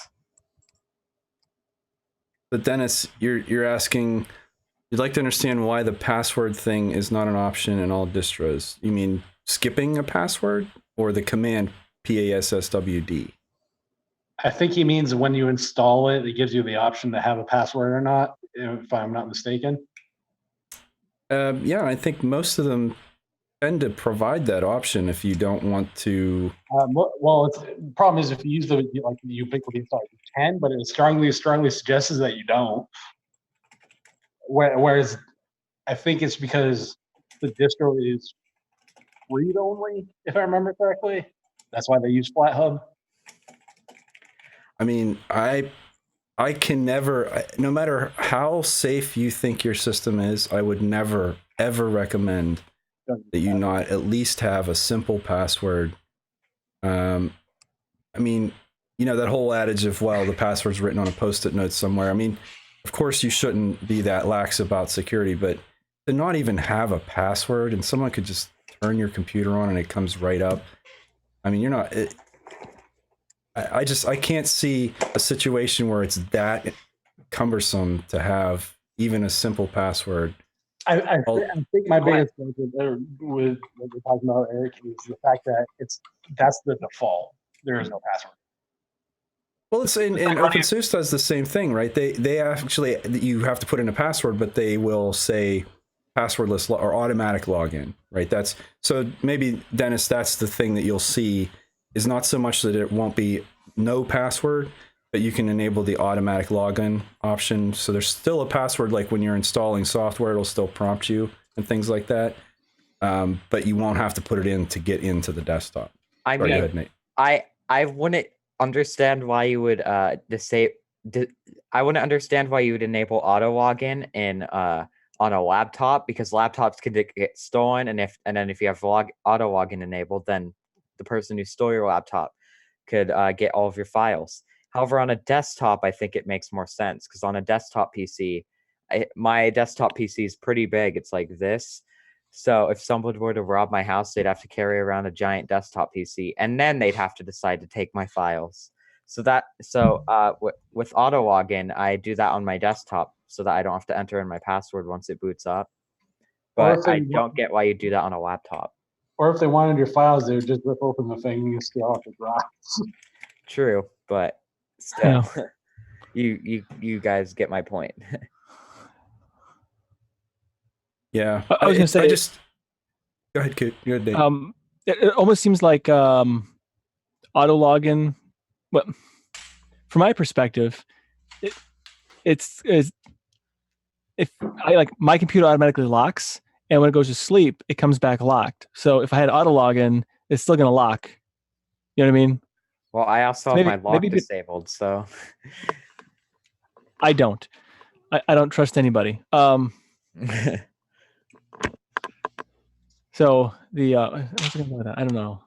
Well, and I can see like if people don't want to take it to the level of where they're encrypting their hard drive and you have to have a boot password and think, if you truly don't think your data is that valuable, or I get that there are probably levels of security that maybe are a bit too far or too complicated or too inconvenient or whatever it is for a lot of people, but just a password to log in, I feel like you're just, I don't know, it feels kind of silly. It's like just going to the mall and leaving, or the grocery store and leaving your car unlocked.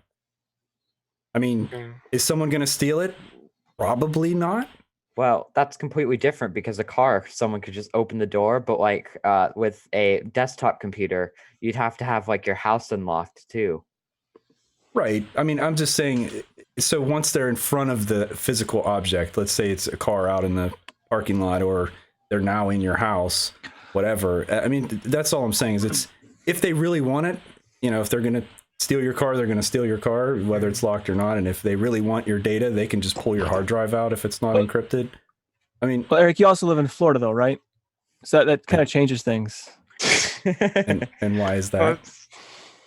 Well, I mean, because I thought like, no, I have family in Florida. Okay. Winter Haven area. But I thought doesn't have a pretty high crime rate like in Florida, and I thought like, what we call the Florida resume here basically means your rap sheet. Wow. Okay. Yeah. I suppose I picked the right part of Florida to live in, I guess. Yeah, Sarasota is Farron says insert Florida man joke. That's the first thing that comes to my mind too. Yes, Florida is a very interesting state where 90% of the population lives in a narrow band along the coasts, and all of the interior of Florida is like Florida. It's like stereotypical, Welcome to the South. Yeah, right. I mean, I'm not saying like I'm not complaining. It's a beautiful place, and I've never had any problems here personally. There's a lot of like panhandling and homeless people and like kind of stuff like that, but I'm not saying I've never felt unsafe, or I mean, people have stolen stuff out of my car and stuff like that, but that happened. I mean, I lived in New Jersey. I lived in Pittsburgh. Years ago, during the CB craze, I had a CB in my car, and I had a sunroof and all that. I left it open many times, CB in there. The one time the car's all locked up, they got in and got the CD. Their CB, my CB. They had plenty of, all the times I left it, I forgot, I fell asleep, my car's unlocked. So it's a crapshoot. And where I am in Sarasota, I mean, this is a very like quiet, there's not a lot here. I mean, the news, like if there's a car wreck, they're tweeting about it. It's like, whoa, big, don't go on 301 because there's an auto accident. It's like, yep, big day in Sarasota. So, I mean, you can infer what you'd like there. Maybe like I said, maybe I just picked the right part. And Nate, don't forget, the west coast of Florida is essentially like the Midwest, because everyone that's here is from somewhere up 75, which is running in that direction. So, we get a lot of Culvers, and like we have all the Midwest chains here and everything. Oh, and if you're on the coast, you get all the snowbirds. Yep, exactly. Yeah, we get all the snowbirds, and so it's all Midwestern folks who are all, as you well know, very, for the most part, polite people, and except for when you're being obstinate. Right. Yeah, it's kind of crazy. Like I live, in the Atlanta area, and it's like this island among it's totally different. Like you go right outside like the metro Atlanta area, and it's like you're stepping into a whole different world, like almost like a time capsule. Nothing outside of it changes, but Atlanta is just rapidly changing all the time. Yeah. Well, isn't that like Austin, Texas? It's really Austin was kind of liberal. Keep Austin weird. Keep Austin weird. Yep. Yeah, Austin's a pretty cool place. I've been there a couple times, and it is like legit a really cool place. Very, very progressive, lots of young people, lots of like music and culture and art, and yeah, very fun place. It's everything Silicon Valley wants to be, and it's everything San Francisco tries to be, all rolled into one. Fair enough. Without the earthquakes. Yeah, instead they get hurricanes. So I hate to be negative about this, but I'm telling you, I'm struggling to be interested in Endless right now. It's not endlessly interesting. It's not. And again, I guess it's because it is for developing countries, maybe, or internet connections. Yeah, I mean, think of it. I mean, looking at it the way I had problems with Endeavor and Regolith. This popped on, installed, snap quick. The setup was really easy, and as a noob, and that's what I'm starting to look at again. I mean, it's a perfect distribution for GNOME, and I had 1904 running on this, and it was slow and sluggish, and this thing is just going really quick. And it's probably maybe because it's mostly on Debian than it is on Ubuntu. It's really bugging me that there isn't a menu. Yeah, me too.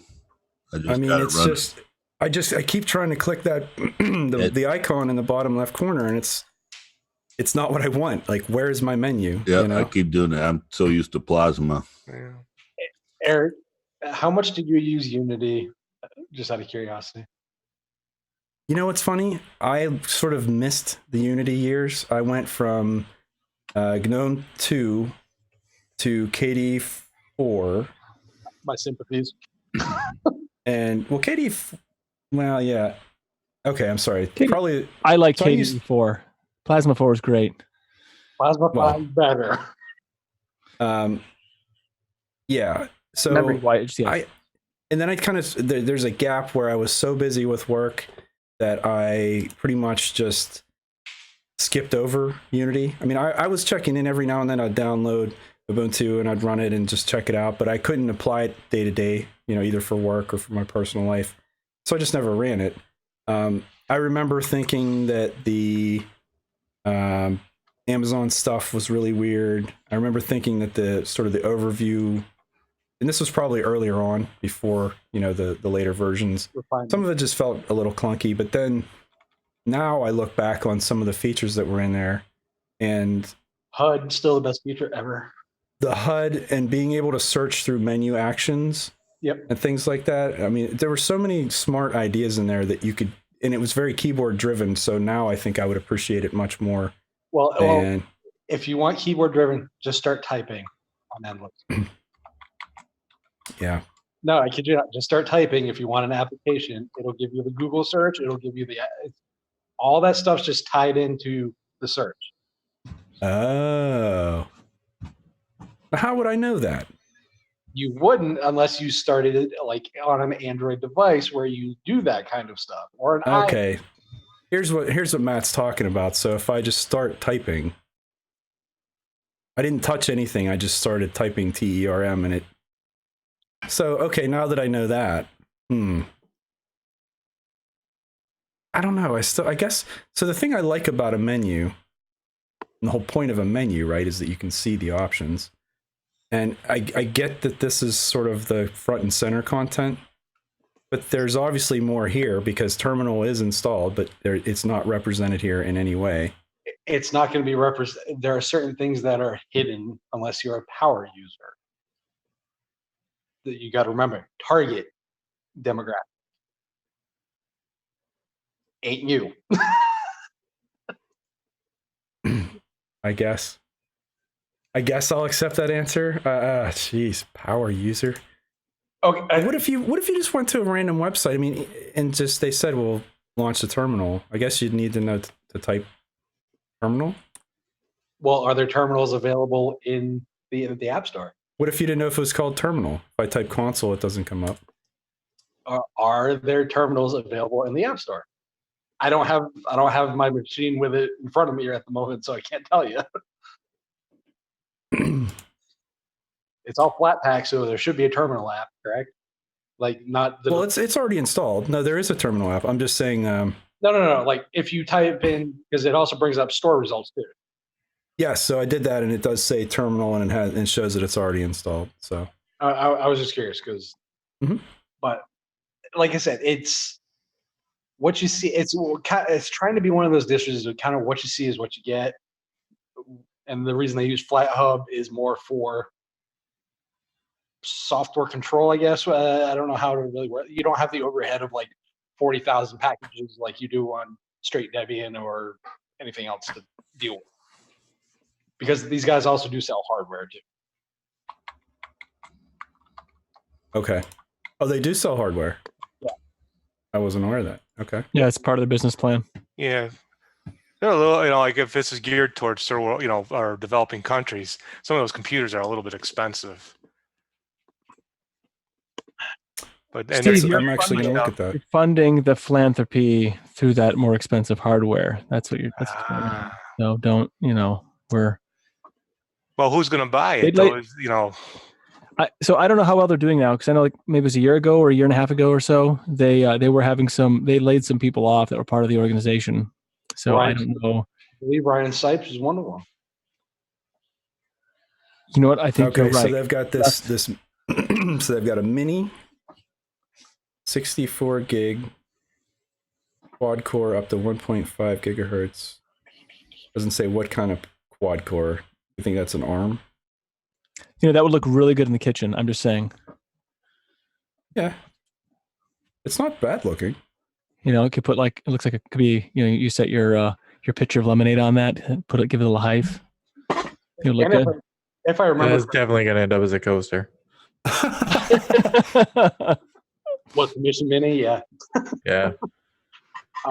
If I remember correctly, these guys don't have pricing listed at the moment. I don't see it listed here. Yeah. You have to actually contact them. Yeah, that's the thing too. Yeah. Oh my goodness, what is this? Oh, the endless one? The mini one. It looks like an air freshener. No, what that reminds me of the Nexus Q. That speaker. Is that what it is? Yeah, that's what it reminds me of.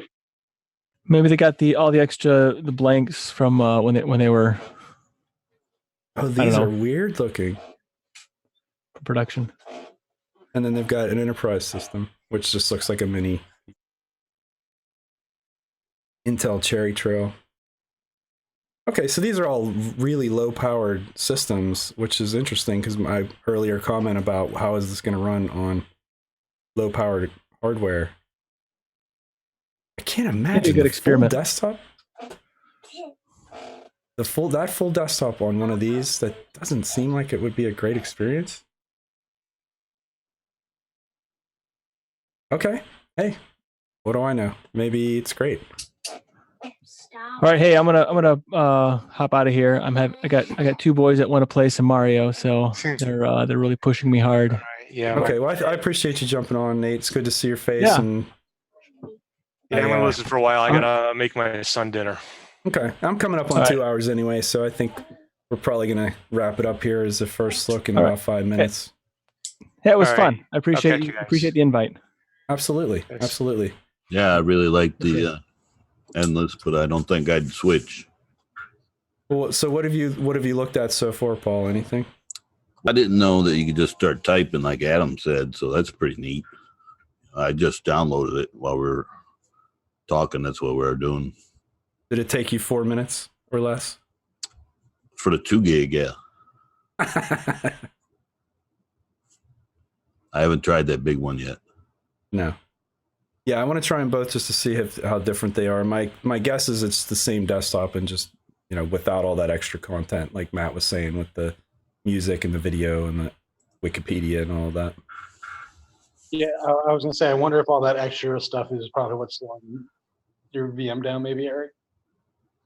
Because like I said, I'm running it on it's a quad core, but it's a 2nd gen i7, so it's not exactly what I'd call new.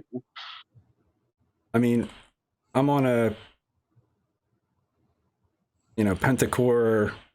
I'm using less than half of my RAM. My CPU usage is all 25%, because I've got Zoom going, I've got OBS going, I've got browser, I mean, I got a ton of stuff going, and it's not bogging. So I haven't noticed any sluggishness on any of the other like native applications. It's just within that VM. So. I wonder if could you try that in GNOME boxes maybe? See if that. Well, that's what Derek was saying. Derek Graham was saying in GNOME boxes. That's what took him 45 minutes to install it. I don't know that it would be any different. I wonder if it really is just going to be one of those distros that you have to run on bare metal for it to actually. I think it might be, because it's pretty sluggish on mine. That could be a problem, because I'm not sure I'm gonna. Well, you could do persistence from the USB too, because there is a persistent way to do it. Because I think if you do the 16 gig, you can do a persistent install. But if you download applications, you can move those applications over to the USB. So okay, well, I think my contribution might be: can I figure out a way to get this to dual boot nicely with something else? Because I know folks are interested in that. I was gonna say, good luck with that, because I looked for that option and I was told nope. Yeah, there's no dual boot. No. Well, no, it doesn't give you the option. It just says like this is it. If you put this on your system, it is very much a soulless. Oh, okay. But the premise that I have is that if I install this first with leftover space or free partition, that I would be able to then install a second system and have it see this and just add it to its grub menu and then be able to boot back and forth. Windows way of doing things as far as exactly. So I mean, it's not. Windows does the same. It's not going to give you the option to dual boot, but you can make it do it pretty easily. So. That might be I'll just say that could be my contribution to this this challenge, because I just can't see myself using this. Well, let's just put it this way: I'm interested in this OS enough that it doesn't make me hate GNOME. I appreciate that they did something different. I mean, I do like that people try different things, and the just starting to type. I like launchers. I use the KRunner launcher, alt space, and start typing to launch stuff all the time. So I don't think that's a bad idea, especially if it's incorporating search, and which it looks like it is, search and application launch. And applications, Wikipedia, Google, file, everything's pulled into that one search box right there. Yeah, so that's not a terrible experience. It just is. It is definitely different. I don't think I need the word of the day thing. And how much of this can I really decide that I want to use versus not use? See, I wonder if maybe the light version would be a better choice for someone like me, because it wouldn't have all of this stuff. It's probably got the core. I assume it still has an Office, like LibreOffice and a browser and some apps that make it useful, but then not all this like other stuff. I think they strip away a lot of the offline components, like access to the Wikipedia stuff, the videos, the audio, all that stuff. Yeah. So that might be a better option for you, maybe. All right. Well, I guess that's to come. I will. I'm gonna need to stop looking at it for a little bit and come back to it and just see where. I'll do that sometimes, where it just kind of I have to step away and then come back in a day or two and see maybe how I feel about it after that initial touch. So, but I really appreciate Adam coming and giving his perspective again a little bit on Nessa at the beginning there and her experiment. I expect to see a lot of stuff coming out of that. I think you inspired some people to really take a fresh look and not only maybe start thinking of ways to bridge those gaps, but even, reaching out to users. I know that the premise was, can a new user do this themselves?